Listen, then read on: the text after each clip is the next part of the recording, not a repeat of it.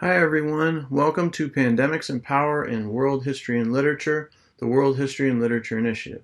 My name is Darin Stockdill and I'm very pleased to be with you in this asynchronous session, although I wish we could be together in person obviously. I'm the design coordinator at CEDER, which is the Center for Education, Design, Evaluation, and Research in the School of Education at the University of Michigan. I'm a former classroom teacher. I taught middle school and high school social studies and English for many years, and ended up going back to school because I felt like I still had a lot of questions and things I wanted to learn about teaching and learning. And now what I do is apply what I learned through graduate school to curriculum development and teacher professional learning. My particular interests are in the area of social studies and history instruction, particularly around the intersections of inquiry-based learning and teaching and disciplinary literacy. So again, I'm very pleased to be here with you today, and we'll just jump into this asynchronous session and get started. Quick note to our sponsors, University of Michigan's International Institute, School of Education, and the Eisenberg Institute. Give you a quick preview of our agenda. In the first part of this asynchronous session, I'll give you a brief introduction to WALL-E. We'll do a little work around framing world history, talk about pandemics and power, connect that to literature, and then get a little bit into instructional frames and pedagogy. From there, we'll take a pause in the video and do a reading and respond to that reading. We're going to look at Rounding Up Unusual Suspects, Facing the Authority Hidden in the History Classroom by Bob Bain. Bob is an amazing faculty member here in the School of Education and one of the founders and leaders of WALL-E. And then we'll close out with a brief instructional planning overview, and then you'll do a little bit of brainstorming around topics and problems in a Jamboard. Great, let's jump right into part one. So WALL-E, the World History and Literature Initiative, has a bifocal approach. One of the goals is to deepen content knowledge of global history and literature. The other is to deepen pedagogical knowledge of and access to resources for teaching global history and literature. So this year you'll be working on this topic again of pandemics and power, and we'll be thinking about both the content knowledge you need to delve into those topics and also the pedagogical approaches you might take. So let's start off by framing out what we even mean by world history. We'll look at some quotes from important scholars in world history. We're going to talk about sort of the overall scholarly approach to world history, think about what's distinctive about world history, and then use that to inform our approach to world history instruction. So, world history is the story of connections within the global human community. And the world historian's work, then, is to portray the crossing of boundaries and the linking of the systems in the human past. And the source material ranges in scale from individual family tales to accounts of migration of peoples to narratives that encompass all humanity. This is world history as described by Patrick Manning. William H. McNeill says, each scale of history has an appropriate conceptualization and amount of detail, just as each scale of a map has an appropriate projection and amount of detail. And David Christian adds, what is central at one scale may be detail at another and may vanish entirely at the very largest scales. Some questions require the telephoto lens, others require the wide-angle lens. And so McNeill and Christian are asking us to think about these variable scales in historical study and to use the metaphor of a zoom lens where we zoom in maybe to a particular event or case study, we zoom out to a region, we zoom out to the whole world, and we're constantly sort of refocusing in at different levels of scale. So this becomes our big picture problem. How do we establish the continuity between behavioral explanations cited at the individual level of human experience and those at the level of society and social force? The fundamental problem articulated here is one of linkages. So Tom Holt here is asking us to think about, again, that zoom lens. How do we connect our own personal experiences as an individual? We're zooming in and then go back out to that societal level and think about global patterns and make those connections and linkages for our students and for ourselves, for that matter. And so there are habits of mind that help us do this. One is developing the ability to compare within and among societies, including comparing societies' reactions to and interactions with global processes. We also want to see global patterns over time and space while also acquiring the ability to connect local developments to global ones and to move through levels of generalizations from the global to the particular.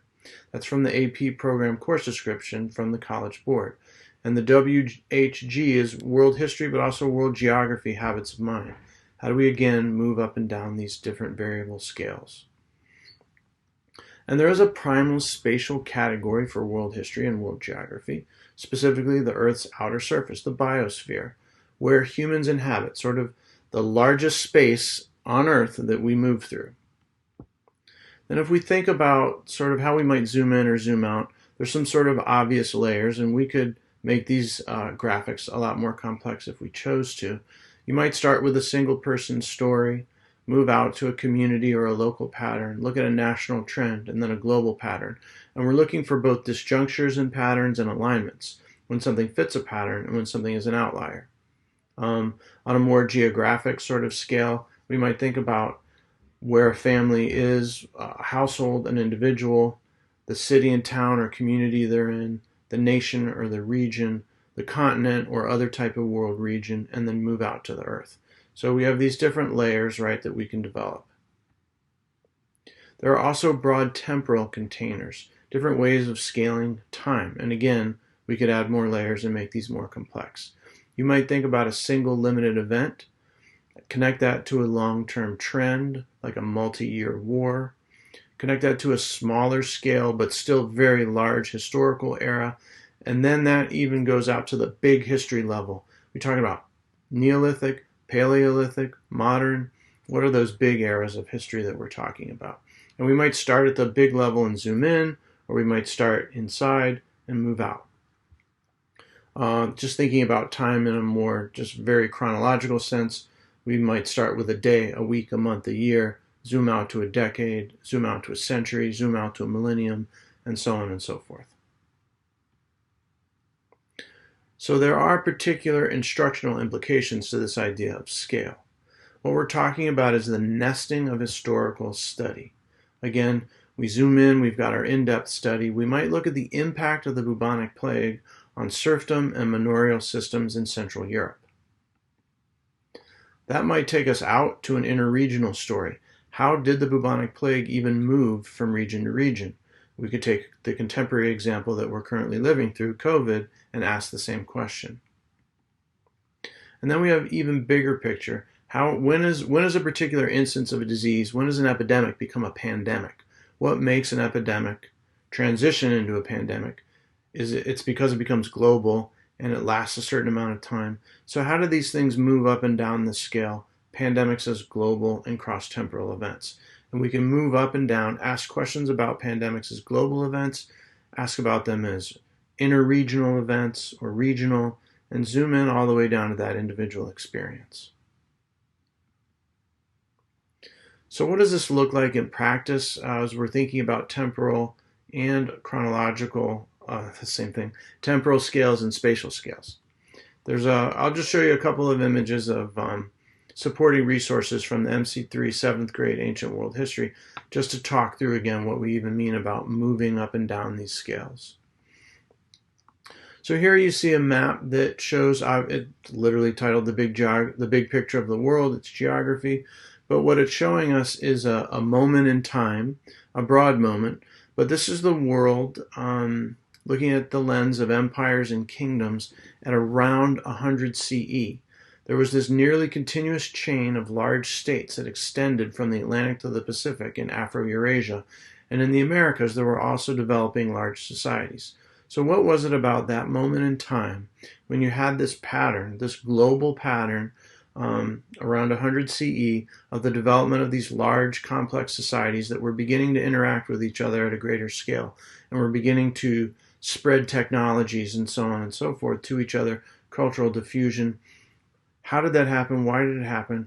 And if we were to zoom in, we might zoom in on the Americas and ask, how is Teotihuacan or the Mayan civilization similar to what's happening in Afro-Eurasia, and how is it different? How is it an example and a non-example? We might do case studies of life in some of these different empires again to compare and contrast, because clearly there's a global pattern, but then there's also outliers to that pattern, and there are societies that don't fit into that. So this lens Now we're moving at a smaller temporal scale, but a very large geographic scale. We're moving back and forth. So how might we zoom in a little bit more? This is a little later on, but you see in the map, we have a large geographical scope here, part of Afro-Eurasia. And what we see is a map of the Silk Roads, some of the Silk Roads, the maritime and land-based routes of trade that connected societies, kingdoms, empires across all of this vast geographical span, right? We could actually take this network and ask ourselves a much more detailed question like, what did this mean at a human level? Who are the people moving across these networks? What challenges did they face? And we might find some sources like the Stockdill Ancient Letters. We won't take the time to read the letter, but you could pause if you want to and jump in. But it's basically a trader reporting back to the kingdom that they represent and discussing some of the challenges they're facing based on the expectations being placed upon them.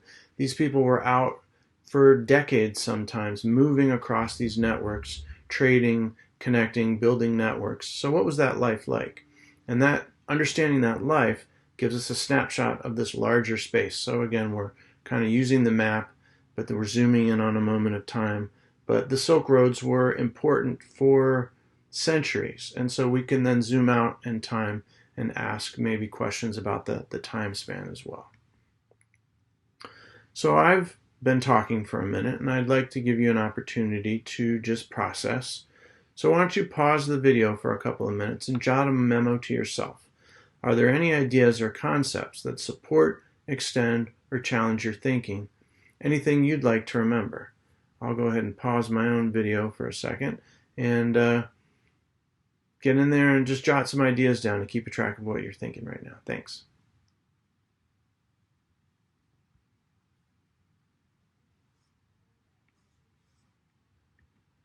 All right, welcome back.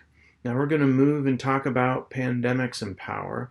I've been referencing examples of pandemics, and we're going to delve a little bit more into it. Why pandemics and power? Relatively obvious. It's certainly a timely topic. Right now we are living through an incredibly serious moment in recent history. This is one of the largest pandemics in the last 100 years. The last global pandemic like this really was the 1918 flu. We learned a lot of lessons from that, but there's a lot of lessons it appears we haven't yet learned. So how do we take this issue of pandemics? How do we tie it to power? We see that government has a key role. That's a current debate right now in our society. What is the role of government? Who has the power to make decisions about whether or not we wear a mask? Pandemics and power are always interrelated. There are issues of equity and social justice. Certainly, if we look locally, the fatality rate from COVID-19 in Detroit among African Americans is much higher than the fatality rate in the broader state. That's due to environmental justice issues, health disparities, long-standing inequities in our healthcare system, and economic and social structures. So power and pandemics they're just tied together. It's really, so one of the things we can do as we think about world history, how do we ask questions about pandemic and power at these different scales and zoom in and create learning experiences for our students? So let's start off with a couple quotes from Jared Diamond from Guns, Germs, and Steel, who talks about how the history of interactions among disparate peoples is what shaped the modern world through conquest, epidemics, and genocide. Those collisions created reverberations that have still not died down after many centuries. He then points out far more Native Americans and other non-Eurasian people were killed by Eurasian germs than by Eurasian guns or steel weapons. Conversely, few or no distinctive lethal germs awaited would-be European conquerors in the New World. Why was the germ exchange so unequal? So he's raising these questions of movement and migration and trade and networks, right? When people move, they bring pathogens with them. Sometimes one group of people has an immunity to a pathogen, whereas another group doesn't. And these issues of moving pathogens through humans and through animal populations become really central in shaping world history. So if you look, here's just a partial list of some of the more influential and impactful epidemics and pandemics that have affected human history and really sometimes changed the course of events in really substantial ways. We've got the bubonic plague, as known as the plague of Justinian. The bubonic plague comes and goes throughout history as an important epidemic and pandemic in shaping people's lives. We had the plague of Justinian, 548 to 588, which really impacted the Byzantine Empire, 50 million dead. The Antonine plague, which was probably smallpox, led to the weakening of the Roman Empire, 5 million dead, a 25% mortality rate. The Black Death or bubonic plague in the late Middle Ages, a global event that left 30 to 50% of Europe's population gone and 50 million dead approximately across the world. Smallpox, brought by the Spanish conquistadores, devastating the Aztec Empire, devastating the Americas, Mesoamerica and Central America, 8 million dead. Coculitzli, which came in after smallpox and devastated Mexico even further. Almost a final death blow to the Aztec Empire, what little of it remained after initial Spanish incursions, 15 million dead. This is a little-known epidemic that was some sort of hemorrhagic fever or perhaps a type of salmonella that was just devastating. So what changes did these events cause? How did they shape the world beyond the region? If they were regional, if they were an epidemic like smallpox in the Americas, how did that shape the broader world, even though it was sort of more concentrated in a particular geographic container? We have bubonic plague again in 1894 to 1922, the third plague pandemic in Asia, 10 million dead, overlapping with World War I. So how did that shape that society at that time, where part of the world's dealing with this very serious plague, the other part is dealing with a world war, and both are really dealing with each simultaneously? What are the connections there? What are the questions we might ask? Certainly the 1918 flu, also known as the Spanish flu, 50 million dead, a global event, also overlapping a bit with World War I. HIV/AIDS pandemic, 1981 to today, with 32 million dead. So we're looking at really massive numbers, and one question we might ask is, what stories get lost in these numbers? What's the human element behind these numbers? And again, how do we make these numbers real by zooming in and then zooming back out to also show the vast cost of these pandemics, so that again we can learn from the past and plan and make better decisions and understand how we ourselves might cope today. This is kind of a cool graphic from the visualcapitalist.com website. The size of the pathogen representation, they've got those little microbes there, represents the scale of the pandemic, the scale of the event. So this is something you might share with students again, and it's an interesting look across time and looking at the impact, the global impact and the spread of these events.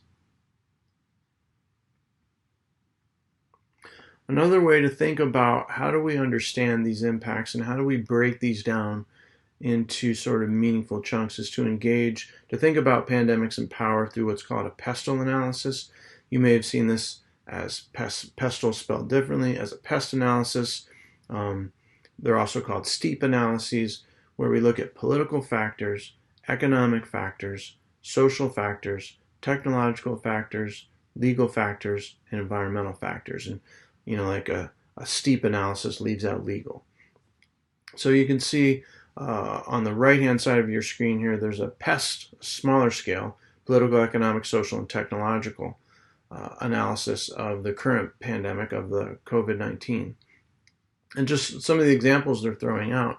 What are the political consequences of our current coronavirus outbreak? Well, there's government scrutiny there's scrutiny of government and government scrutiny, right? We're asking questions about what is the role of government?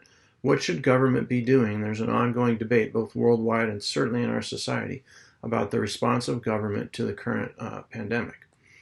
Trade is being affected as production lines are being slowed down. The global trade networks are being impacted in really important ways. It's affecting employment in certain sectors. It's definitely affecting economic outlooks for certain countries. So we need to be thinking about the economic consequences, poor market performance. What is this doing to workforces in different places? White-collar workers who are able to work out of home have a different level of privilege and power than workers who still have to go in and, let's say, work in a crowded factory or something like that. So there's who's an essential worker, who's not. These economic structures are really being impacted. And this is not a new phenomenon. Every pandemic has a similar impact upon workforce and who is out sort of risking themselves. There are sociocultural consequences. There's a level of fear, panic, as evidenced by, sort of the toilet paper shortages. We've got stoked xenophobia and racism, fears of travel, changing nature of family structures and remote work as we're trying to balance if maybe people are parenting and also trying to work at home. What does that do to us, and how do we negotiate and balance these tensions? Certainly technological consequences. We're seeing rapid production of vaccines being promoted and developed right now, faster than has ever been done before. We don't know yet how that's going to go, but it looks promising. So pandemics oftentimes do push innovation and lead to developments in medicine. So this is just one frame, again, of how we begin to break down something as large and impactful as a pandemic and begin to figure out how do we even analyze the impact that it's having. And again, we're all doing this in sort of a nested historical study framework. So as referenced, we might engage in an in-depth study of the disparate impact of COVID on African Americans in Detroit and look at individual stories, sort of a very focused lens. That gives us insight into an interregional story, and it raises questions about, well, how did COVID get to Michigan? Why did it appear in Detroit?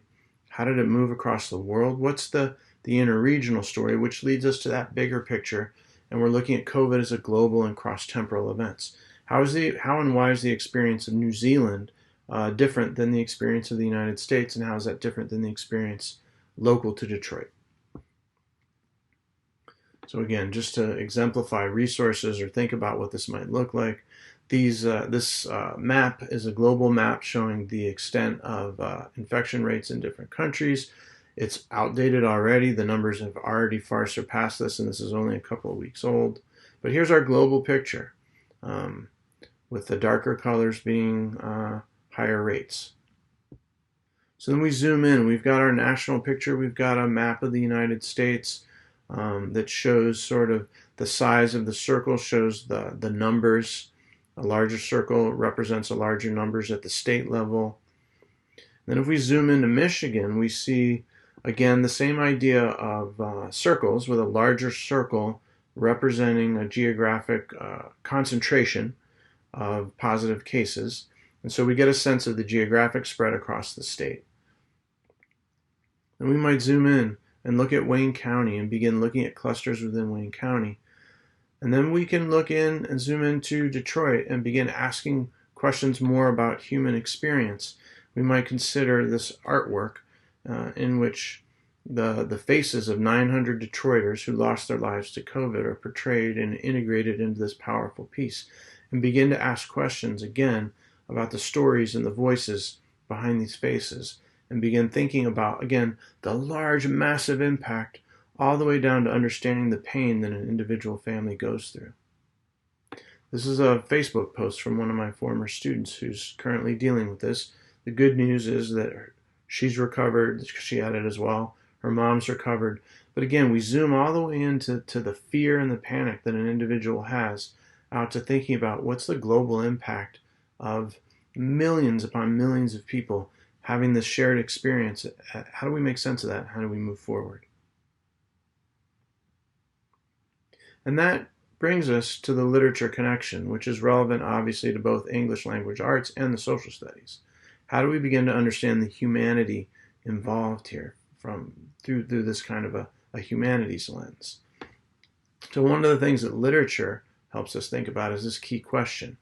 How do the characteristic tools of the humanities, historical reflection, critical inquiry, and attention to feeling and justice, help us make sense of what we're experiencing? And what could encountering epidemic and its global correlate, pandemic, in fiction afford us? What benefits could we get from that? What's the value in that? It's from a great article out of Columbia that's linked below if you want to read it, but it's about narrative, pandemics in medicine and narratives.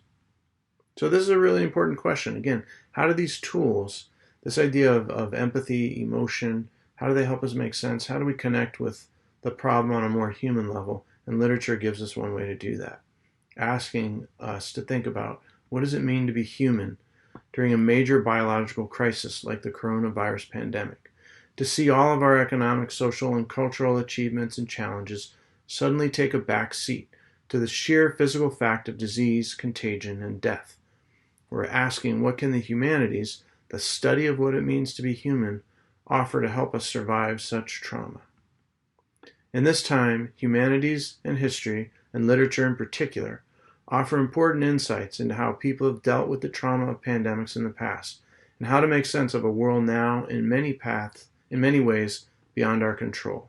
So how do we make sense of the world right now? If history illustrates the effect of pandemics on whole communities, then literature gives us a more intimate view.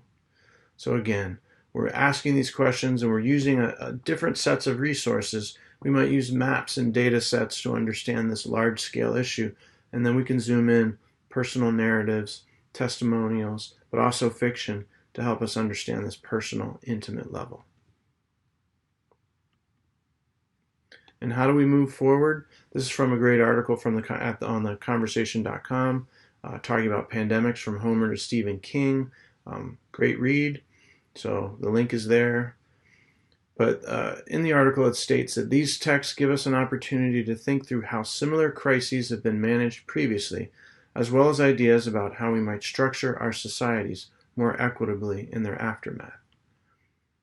Zooming in on a couple of examples, they discuss Mary Shelley's novel, The Last Man. Shelley's novel dwells on the value of friendship and concludes with Verney accompanied on his wanderings by a sheepdog, a reminder that pets may be a source of comfort and stability in times of crisis.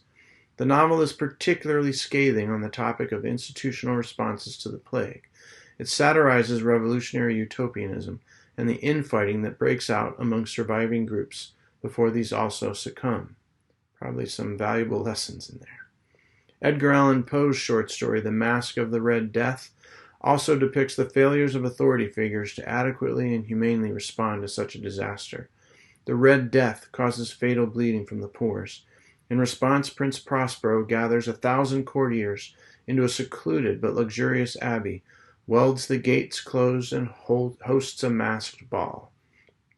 I'll refrain from making obvious contemporary connections here, but you can see where I might go with that, where those in power are sort of putting their heads in the sand and denying the severity of a pandemic, of an epidemic, is not a new phenomena. So how do we take lessons from works like The Last Man, The Masque of the Red Death, connect them to contemporary? There's certainly a load of movies, Will Smith's I Am Legend, the Contagion movie, Outbreak. There's a ton of movies we could go through, right? But how do these stories and these narratives show us our visions of how we're actually dealing with pandemics, how we might deal with them, what lessons could be learned, what are our fears? So literature and fiction give us a way to work through some of these questions. So I'd like you to pause again. Again, I've been going for a little bit here. So pause the video for a couple of minutes and jot a memo to yourself. Are there any ideas or concepts that support, extend, or challenge your thinking? Anything in particular that you would like to remember? Okay, welcome back. Hopefully you've had a chance to stretch your legs as well. And let me get this going again. So now we're going to talk a little bit about problematizing pedagogy and how do we approach teaching about pandemics and power. And we've kind of touched on that a little bit, but I want to just contrast a couple models of teaching and learning. The first is the banking model of education as proposed and described by Paulo Freire. This is not our ideal approach, but it's a common reality in which education becomes an act of depositing. Students are the depositories, the teachers are the depositor. Instead of communicating, the teacher issues communiques and makes deposits, which the students patiently receive, memorize, and repeat. This is the banking concept of education. Clearly, this is a common model. I know I've experienced it as a student. I've probably been a little guilty of perpetrating it upon my students a time or two when I was teaching. It's something we want to move away from. So what do we move towards? The alternative is problem-posing education. This is a Kind of a roundabout explanation, but let's go through it. Through dialogue, the teacher of the students and the students of the teacher cease to exist, and a new term emerges: teacher-student with students-teachers. The teacher is no longer merely the one who teaches, but one who is himself or herself taught in dialogue with the students, who in turn, while being taught, also teach. They become jointly responsible for a process in which all grow. The students, no longer docile listeners, are now critical co-investigators in dialogue with the teacher. So we're talking about inquiry-based learning, we're talking about project-based learning, we're talking about student-centered learning, constructivist approaches in which the students are engaged as co-learners with the teacher. They're not just receiving and spitting back information. So how do we move there? What are our implications for practice? Well, obviously then we're talking about problem and question-driven learning, not just topic-driven. It's inquiry-based with real-world connections. So then it's teaching and learning that emphasize students doing the thinking by students, knowledge construction by students, not delivery, but knowledge construction, and engagement and dialogue across different group structures, individuals, pairs, small groups, whole class, moving up and down that scale, connection to the world and lived experience, and collaboration and the development of a learning community. So students are learning, being apprenticed into a learning community, practices are made visible for them, and they're gaining experience and practicing and learning together. So as we think about this idea of problem-posing education, I'd like to provide you with an example of that and ask you to pause the video, open up the article, Rounding Up Unusual Suspects by Bob Bain, and read through it. It's a long, pretty dense article, so to speed your time up, feel free to skim pages 2080 to 2089, and then engage in a closer read of 2089 to 2107. Really starting at the section that has the word problematizing in the title on 2089. As you read, think about these three questions, and then when you're done reading, I'd like you to open up the discussion board for module for 1.1, the Interactive Pedagogical Workshop, and just share one reflection in response to one of these questions. So how does Bain's approach to teaching connect to the ideas and approaches that have been discussed so far? How does Bain engage his students with pandemics and power through a world historical lens? And how does this support, extend, or challenge your own ideas about teaching and learning? So as you read, pause, highlight, circle, jot notes, annotate. I know it's a digital article, but if you have any tools that you can do that, or you might want to print it out, take your time and read through that main section and really think about the implications. And then share one reflection in the discussion board. And I will go ahead and pause myself now, and I hope you enjoy reading the article. So I hope you found that article educational. It's one of my favorite articles. As sort of a scholarly nerd, I'll be honest. I've read that article many times, and it really provides a powerful picture of how we study pandemics and power, but also how we bring up issues of authority that typically we don't deal with, and really engage students in this powerful process of empowering them as scholars and researchers, and showing them that they have the power to think critically and clearly and ask really interesting questions. So we'll begin thinking now in part 2 about how do we begin to plan for that. Given the scope of this asynchronous session, we can't get too in depth with that. You're all experienced teachers. You've got your own planning processes, but I'm just going to outline some initial things to begin thinking about that I want you to keep in mind as we go through the other sessions and you're dealing with all the content that you're getting. Always have that pedagogical lens in mind where you're asking these questions. How do I turn this into a teachable problem? What's my process, and how am I going to leverage this? And there may be some things that aren't going to work for your particular content, but we're hoping that embedded in all the content learning you're going to receive through this experience, that you'll find some really powerful and exciting opportunities for learning. Great. So let me get my screen moving here. So Grant Wiggins has this great quote from The Futility of Trying to Teach Everything of Importance. And he states that the view that everything of importance can be thoughtfully learned by the 12th grade, notice I did not say taught, is a delusion. So right away, let's admit to ourselves that we cannot teach all of world history or all of world literature in a year. It's not possible. Accept it. We can't. So we're not going to try. Instead, what we want to use is our world historical lens Think about global patterns, interregional patterns, national patterns, local patterns that are really important, and zoom in and out to illustrate these patterns at different levels.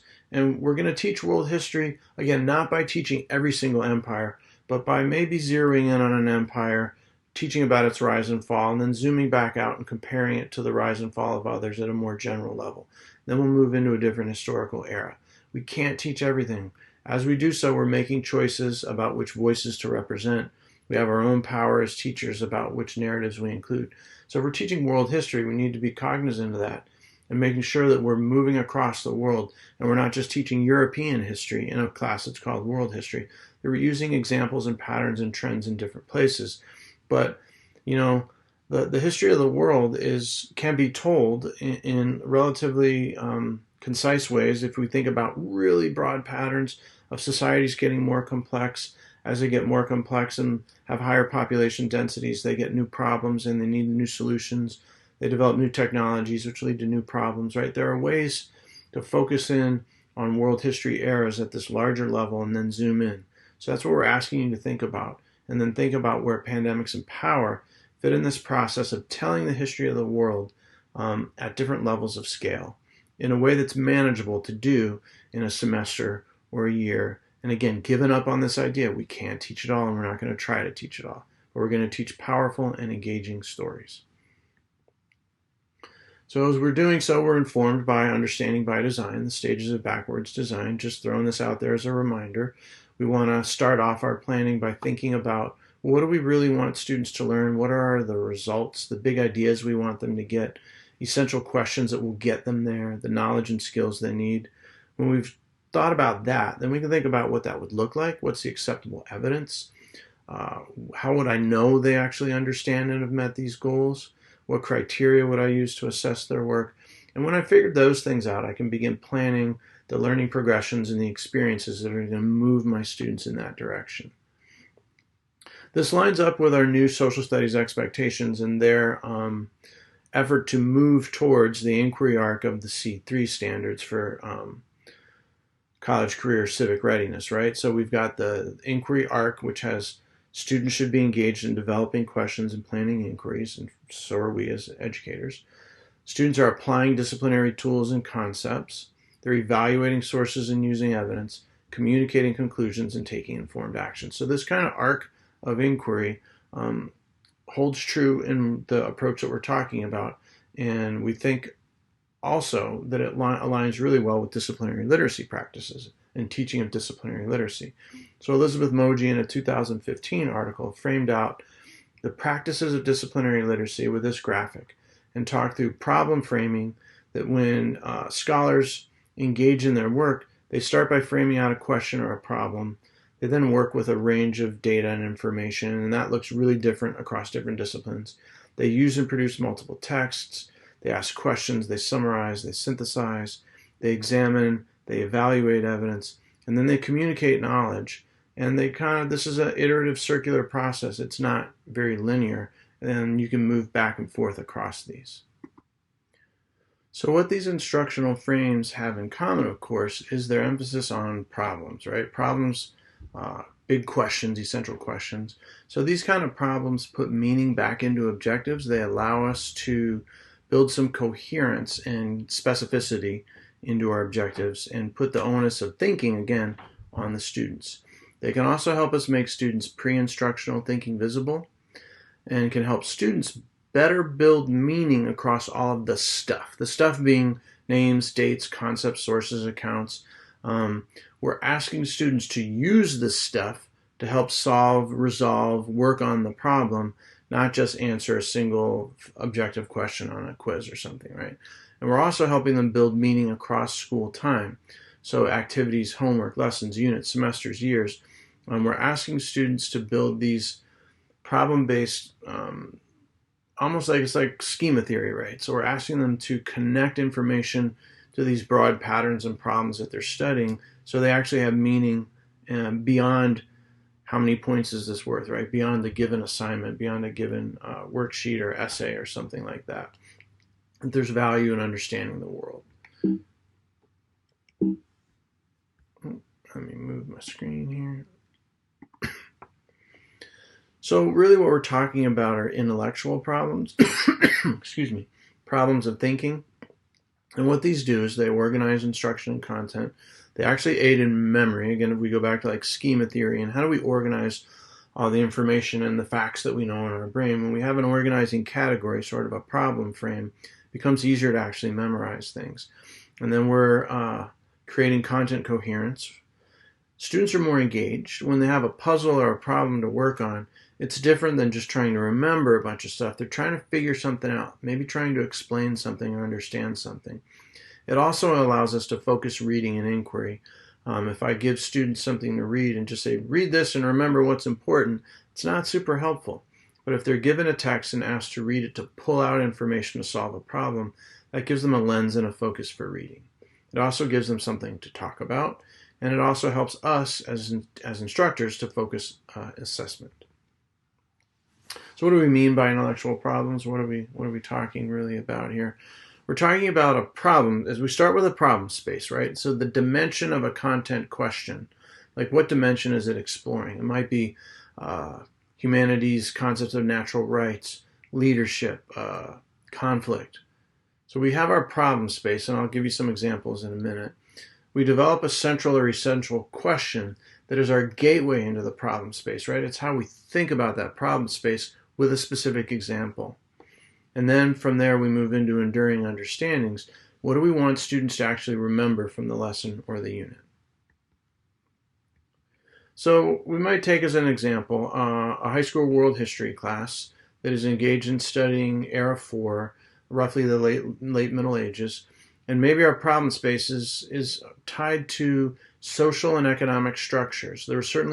These are things that are always changing, and what separates sometimes one era from another era is the changes that take place in social and economic structures. So I might engage students with a unit level problem or question. How did the bubonic plague, the Black Death, impact social and economic structures in European societies during the late Middle Ages, roughly 1350 to 1450? How did the plague shift that? It was a massive event, right? And it completely upended social and economic structures. So students are working towards these essential understandings, right? With massive population loss due to the plague, the labor force was greatly reduced. There was just fewer people able to work. There was also a lot of land that became available as landowners died and their land and whole families, generations wiped out in some cases, so there was more land. Those two things combined meant as laborers were in short supply, they could demand higher wages. And as they earned more, they had more social and actual geographic mobility and could purchase property. And this led to the decline of the system of serfdom and the development of a small but growing sector of workers and small-scale landowners that had more social and economic mobility, who, as over time, became sort of an initial, almost like a middle class, and they began to call for more input and power. And so it began to shake political structures over time as well. And I could pull various evidence out from primary sources and from secondary accounts and have students begin to develop these understandings of the role that this powerful pandemic played in reshaping society. And then in a world history class, I might ask some connected questions. Was this pattern consistent in Europe, or did things play out differently in different areas? Were there outliers to this pattern? And if there was a pattern in Europe, how did it compare to other world regions impacted by the plague? Did this play out the same in every society, or were there important differences? That's how I might begin framing out an intellectual problem. Then I'd have to do some planning around how students are going to communicate about that, what sources I'm going to use, so on and so forth. So if we're framing problems, we can think about disciplinary perspectives, or almost, you might call these like thinking devices, especially for history. We're often dealing with issues of turning points, cause and effect, change over time, leadership and decisions, continuity, social divisions, conflict, power. We can turn these into questions. How did the pandemic impact leadership and decisions in a particular place and time? What social tensions and social divisions were exacerbated by a certain pandemic or epidemic in a certain place at a certain time? And did this map onto larger patterns? So on and so forth, right? So these are really valuable thinking tools around which we can create problem statements. So we think about then case studies, which are examples or instances used or analyzed to illustrate an important problem, principle, pattern, or concept. And then they can be connected or compared to larger problems. They can be based on individuals, organizations, events, movements, trends, actions that exist in an identified time and place. Case study is kind of then a research strategy or method of inquiry that explores them in that temporal and spatial context, and then we can blow them up and move outward and say, how does this compare to other things that were happening? Some initial ideas. We want to think about global pandemics and how they impact social institutions and structures. We can ask kind of this, get really specific, look at 14th century England, talk about serfdom and land ownership and the Black Death and how those things all interacted.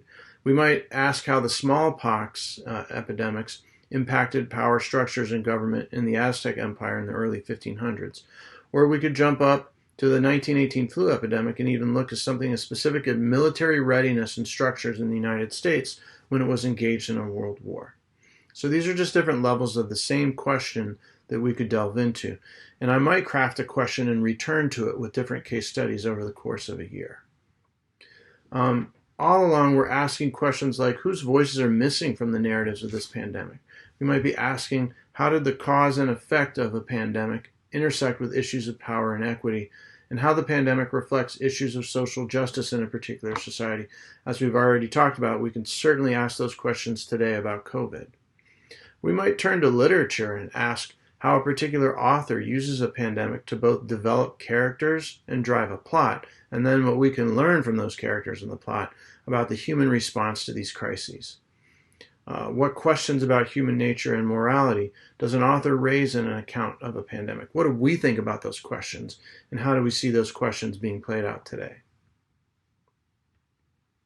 We might ask how interactions between pandemics and power shape different colonial projects, getting back to the pandemic and power lens.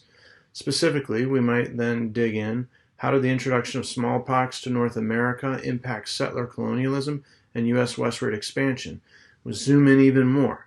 How did the smallpox epidemic of 1837 impact Mandan society in the Dakotas, which might lead us to this particular account of a speech by Mandan elder forebears. This was reported by Francis Chardon, who is the U.S. Superintendent of Fort Clark, so we would take his accounts with a grain of salt and engage students in some sourcing work.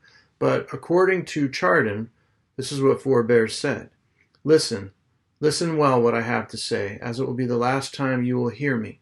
Think of your wives, children, brothers, sisters, friends, and in fact all that you hold dear are all dead or dying, with their faces all rotten, caused by those dogs, the whites. Think of all that, my friends, and rise all together and not leave one of them alive. Forebears was a leader in his community who had allied himself with whites in the local fort at Fort Clark. But then when a steamboat brought traders up the river to the fort and spread smallpox, it literally wiped out almost his complete tribe. And as he was dying, he was asking his people to rise up and fight back before it was too late. Unfortunately, though, the Mandan, who were around 2,000 people, got reduced to less than 140 just in the span of several months. It is currently an existing federally recognized tribe, so they did manage to survive, and it would be important to point that out to students as well. But just imagine the psychological and cultural damage done by such a massive loss of your people. And so we begin thinking, we zoom in and understand this pain and despair, and we zoom back out and understand how that changed the entire trajectory of westward expansion for the United States. So as we're engaging in these pretty heavy topics, we also want to be thinking about who our students are and what are their needs. So being really careful and quite transparent, you would want to think, you don't want to re-traumatize students who are already dealing with pandemic-related trauma right now. So, but as we think about this, we always want to keep in mind what sources are going to really connect with my students and what will they find interesting. So who are they? What are their needs, both in terms of scaffolding and sort of their socio-emotional learning? What question or problem that I can frame do I want them to address, and why? How does this get at that core content I need? And what information or data do they need to access that and engage with that problem space? So what are the texts or the resources that will contain that information and data? And looking at those texts and resources, what literacy and thinking practices do I want students to use? What supports and scaffolds will they need? How will they work collaboratively? How will they work independently? And how are they going to demonstrate and communicate their learning in an authentic way? This is a helpful set of questions just to use as you begin planning and thinking about this. When I think about building a resource set and looking back at that planning list, one of the things you'll do is pick and choose the images, the data, the maps, the texts, primary documents, secondary documents. What are you going to use? This is a little heuristic that I've developed to help me think about that. I won't read through it all, but you can pause and read it if you want. So we think about content, right? Obviously, we want resources that address the relevant content, and we think about what students need to know to access that content. We think about, do these resources provide opportunities for connection to students' lives, identities, to other voices and communities, also to other content and other texts. We want to consider the level of challenge that a text presents. Not that we don't want to avoid challenging text. We do want to use challenging text, but we want to recognize and prepare for the challenges and build in scaffolds. The context we're creating, what's the problem frame, and how is the activity structured? That gets over into construction. But what's the purpose for doing this? And what is kind of the social context? Is it group work? How am I building a context in which these texts will be used? And then construction, how do I actually build it? How do I design a text set? What order do I present them in? How much of a particular text do I use? I might not need to use it all. Can I bold something? Do I annotate it to build in a scaffold? So how do I actually construct the text set and the activity? So these are the things that may be helpful to think about as you begin planning. So in the coming sessions, you're going to get a lot of content information from some experts. And one of the challenges is, what do I do with this information, right? How do I turn this into a valuable learning experience for my students? So just think back through this idea of intellectual problems, problem spaces, essential questions, and think about each example that you learn about as a potential case study to engage your students with a larger pattern or problem that they might explore through this particular engaging case study. So as you're participating in the ongoing sessions, capture the teachable ideas. Focus on ideas, concepts, themes, case studies, examples, patterns, or questions that you might leverage for instruction. Think about slides, materials, or resources you might use in class, and then consider what opportunities there are to support, extend, or challenge your own current thinking and then the thinking of your students. And each session will end with a reflection moment in which you're asked to jot some ideas down, sort of what might be the teachable moments or the teachable opportunities presented by a particular session. To close this out, I'll thank you for your attention and hope you found this helpful, and would like to invite you into a little Jamboard brainstorming session. So the Jamboard will be linked in the activity page for this module. And what you're to do is open up that Jamboard and just find a space. You can grab a whole board for yourself or just share some space with somebody else. Create a new representation using sticky notes or text boxes or even image uploads, and just jot down a few ideas for problem spaces, intellectual problems, or essential questions around pandemics and power that you might take up with your students. Just some initial ideas. How might you frame learning around pandemics and powers given your content lens? So you might say, 11th grade English or, 10th grade government. Here's how I might take this up. So identify your content area and sort of the space you're working in, and then jot down a couple ideas. Use more than one sticky note if you want. You'll have access to this Jamboard throughout, so feel free to use it as a place to jot down developing ideas and also to see what your colleagues are thinking about as well. So again, I'd like to thank you for your attention. My email address is here, darinstock@umich.edu. Please feel free to reach out with comments or questions. Take care, and I definitely look forward to seeing you not physically face-to-face, but virtually face-to-face towards the end of the symposium. Thanks, and have a great day.